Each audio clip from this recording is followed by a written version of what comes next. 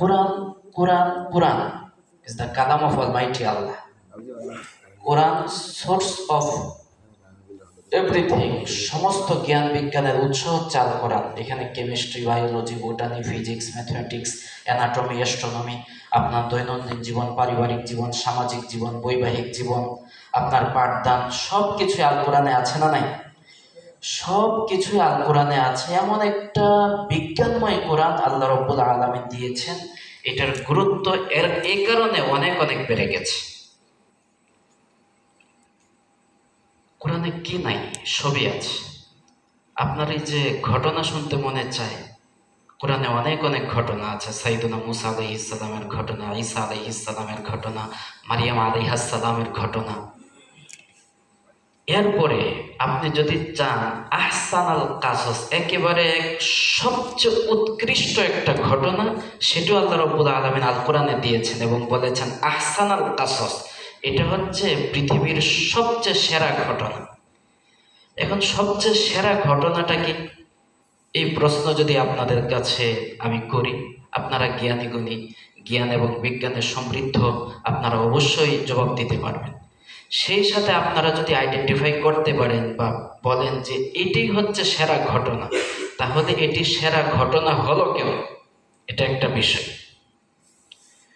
আমি যেটা বোঝাতে চাচ্ছি, আল কোরআনে আল্লাহ রাব্বুল আলামিন এই ঘটনাগুলোর বিবরণ দিয়েছেন। আল কোরআনে বিজ্ঞান আছে না নাই? আজকে জ্ঞান বিজ্ঞান নিয়ে এত গবেষণা, এত গবেষণা। কোরআনে কারীম সূরা ইয়াসিন যদি আমরা খুলি, দেখবো আল কোরআনিল হাকিম, আল্লাহ বলেছেন বিজ্ঞানময় কোরআনের শপথ। আমি বিশ্ববিদ্যালয়ে আল কোরআনে অনার্স মাস্টার্স করেছি, আমি দেখলাম 1000-এর উপরে আল কোরআনের ভার্স আর আয়াত হচ্ছে সায়েন্স আর বিজ্ঞান রিলেটেড। সুবহানাল্লাহ। এগুলো গবেষণা করলে, কোরআন পড়লে, কোরআন স্টাডি করলে ঈমান বাড়ে নাকি কমে?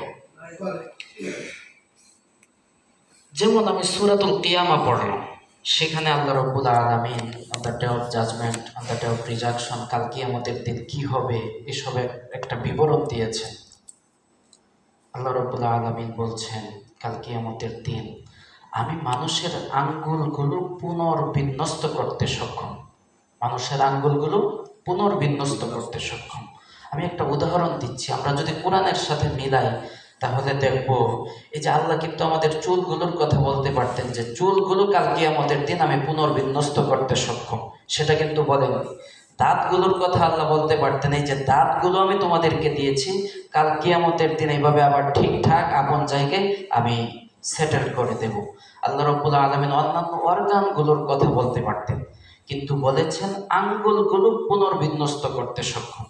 আমি দেখেছি এটা একটা সায়েন্টিফিক আয়াত, কারণ আধুনিক জ্ঞান বিজ্ঞান গবেষণা করে আমাদেরকে ডিসিশন জানিয়েছে যে মানুষের এই চুলগুলো পরিবর্তন হতে পারে, আপনার এই যে হাতের রোগগুলো আরেকজনের সাথে মিলে যেতে পারে, আপনার চোখে যা আছে এগুলো আরেকজনের সাথে মিলে যেতে পারে, কিন্তু অদ্যাবধি একজনের হাতের আঙ্গুলের যে রেখা আরেকজনের সাথে মিলে নাই। জোরে বলি সুবহানাল্লাহ। এর মানে হচ্ছে কোরআন হচ্ছে বিজ্ঞানময় কোরআন। কোরআনে কারীমের আরেক জায়গায় আমি বলেই দিই, সেটা হচ্ছে সূরাতুল আম্বিয়া, অধ্যায় 21, পারা নাম্বার 17, পৃষ্ঠা নাম্বার 3, আয়াত নাম্বার 21। আল্লাহ রাব্বুল আলামিন বললেন, এবং 31-এ এসেছে, আল্লাহ বললেন ওয়াজআলনা মিনাল মাই কুল্লা শাইইন হাই, আমি প্রত্যেকটা প্রাণীকে পানি থেকে সৃষ্টি করেছি। আয়াতের অর্থটা কি আমরা বুঝতে পেরেছি? প্রত্যেকটা প্রাণীকে আমি সৃষ্টি করেছি পানি থেকে। আমাদের দেশে তো অবশ্যই ঝগড়া বিবাদ রয়েছে, মানুষ কিসের থেকে সৃষ্টি, মানুষ কিসের থেকে সৃষ্টি। আরো এক ধাপ এগিয়ে যদি বলি, নবী কিসের থেকে তৈরি, এই প্রশ্ন আমাদের সমাজে আছে না নাই? নূরের থেকে নাকি মাটির থেকে, বিতর্ক আছে। কেউ বলবেন মাটি থেকে, কেউ বলবেন নূরের থেকে। আমি দুইটাকে সম্পূর্ণভাবে এক পাশে রেখে আমি আরেকটা তথ্য দিচ্ছি আল কোরআন থেকে, সেটা হচ্ছে আল্লাহ রাব্বুল আলামিন বলছেন আমি সমস্ত প্রাণীকে সৃষ্টি করেছি পানি থেকে। তো যার প্রাণ আছে তাকে কি বলে? আমরা নর্মালি যদি বুঝি, যার প্রাণ আছে তাকে প্রাণী বলে।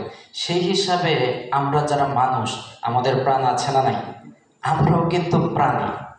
উর্দু ফার্সিতে যদি বলি জানোয়ার, জানোয়ার আমরা গালি দিই, এই জানোয়ার। তো এই যে জান, এটা একটা উর্দু শব্দ, হিন্দিতেও আসে। আবার ওয়ার, জানোয়ার মানে যার প্রাণ আছে। তো এই জানোয়ার আমরা ওই অর্থে কিন্তু আমরা জানোয়ারও বলি। তো সমস্ত প্রাণীকে আল্লাহ রাব্বুল আলামিন পানি থেকে সৃষ্টি করেছেন। এক সময় আমরা দেখেছি এদেশে ডায়রিয়া হলে পানি দেওয়া হতো না। মেডিকেল এমব্রয়োলজি বা মেডিকেল সায়েন্স সম্পর্কে যারা স্পেশালিস্ট তারা বলেছেন, সমস্ত ডাক্তাররা মিলে বলেছে যে ডায়রিয়া রোগীকে পানি দেওয়া যাবে না। কোরআন নিয়ে গবেষণা হলো, ডায়রিয়া রোগীকে পানি দেওয়া হচ্ছে না, তখন অসংখ্য গণিত মানুষ মারা গেল। কোরআন নিয়ে গবেষণা করার পরে সিদ্ধান্তে উপনীত হলো ডায়রিয়া হওয়ার পরে কি হচ্ছে, দেহের যা পানি ছিল এগুলো চলে যাচ্ছে। তো যেহেতু পানি থেকে প্রাণীকে বা মানুষকে সৃষ্টি করা হয়েছে, ডায়রিয়ার মাধ্যমে যেহেতু পানি চলে যাচ্ছে, অতএব পানি যত বেশি দিবে তত বেশি রোগীটা দ্রুত সুস্থ হবে। সুবহানাল্লাহ। এর মধ্যে আমি বুঝাতে চাচ্ছি, আপনারা এখানে সায়েন্স ব্যাকগ্রাউন্ডের থেকে পড়াশোনা করে আসা অনেক বিজ্ঞ লোক আছেন। আমি শুধু এতটুকু বলতে চাচ্ছি যে আল কোরআনে বিজ্ঞান আছে না নাই? আমরা যদি গবেষণা করতে চাই তাহলে এই কোরআনে আমরা পারব। কোরআনে কারিমে আল্লাহ রাব্বুল আলামিন বলছেন, আল্লাহ যাকে হেদায়েত দিতে চান তার বক্ষটাকে প্রশস্ত করে দেন। আয়াতের অর্থটা খেয়াল করেন। আর বলেছেন, যাকে বিপদগামী করতে চান তার বক্ষটাকে বা বুকটাকে, তার ব্রেস্টটাকে সংকীর্ণ করে দেন। বক্তব্যটাকে আমরা বুঝতে পেরেছি। যাকে বিপদগামী করতে চান তার বক্ষটাকে সংকীর্ণ করে দেন। এর পরের অংশটা আমি বলছি, কান্নামা ইয়াসআদু ফিস সামা, কেমন যেন সে আকাশে আরোহণ করছে। এখানে আমি দুইটা বিষয় বুঝাবো। এক নম্বর হচ্ছে কোরআন হচ্ছে বিজ্ঞানময়, কোরআন এই আয়াত থেকে প্রমাণ করব। দুই নম্বর হচ্ছে পৃথিবীর বিভিন্ন কাফের মুশরিক এই আপত্তি উত্থাপন করেছে যে কোরআন হচ্ছে মুহাম্মদ সাল্লাল্লাহু আলাইহি ওয়াসাল্লামের বানানো কিতাব। সেটাও আমি অত আয়াতের মাধ্যমে আমি বলবো না, এই আয়াতও প্রমাণ করে যে আল কোরআন কোনো মানুষের বক্তব্য হতে পারে না। আল কোরআন একজনের বক্তব্য। জোরে সোরে চিৎকার করে বলুন, তিনি কে?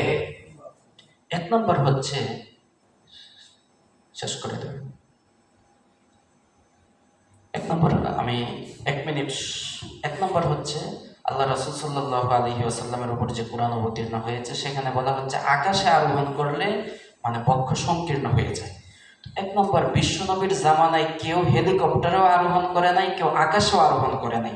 তাহলে আকাশে আরোহণ করলে সেখানে বায়ু কম থাকায়, অক্সিজেন কম থাকায় যে বক্ষ সংকীর্ণ হতে পারে সেটা মুহাম্মদ সাল্লাল্লাহু আলাইহি ওয়াসাল্লাম কিভাবে জানলেন?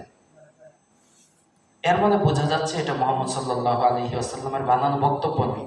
এরপরে যদি তিনি উদাহরণ টানতেন তাহলে টানতে পারতেন যে আরব সাগরের পাশে গেলে সেখানে বড় বড় ঢেউ দেখলে ভয়ে বক্ষ সংকীর্ণ হতে পারে, অথবা মক্কা বা মদিনায় যে পাহাড়গুলো ছিল, উহুদ পাহাড়ের উপরে উঠলে বক্ষ সংকীর্ণ হতে পারে, এ ধরনের একটা উদাহরণ আসতে পারত। কিন্তু আকাশে আরোহণ করলেই অবস্থা হতে পারে সেটা বিশ্বনবী জানতেন না সে জামানায়, এবং তার কল্পনার ভেতরেও ছিল না। তো সেই জায়গা থেকে আমরা ডিসিশনে বুঝতে পারি যে মুহাম্মদ সাল্লাল্লাহু আলাইহি ওয়াসাল্লামের বানানো বক্তব্য নয় আল কোরআন। দুই নাম্বার হচ্ছে ১৫০০ বছর পরে আজকে যেটার প্রমাণ পেলাম যে ঊর্ধ্বে গমন করলে অক্সিজেনের পরিমাণ কমে যাওয়ার কারণে বক্ষ সংকীর্ণ হতে পারে, আমাদের অক্সিজেন নিয়ে যাওয়া লাগতে পারে, সেই ইন্ডিকেশনটা কিন্তু আমরা আল কোরআন থেকেই পেয়েছি।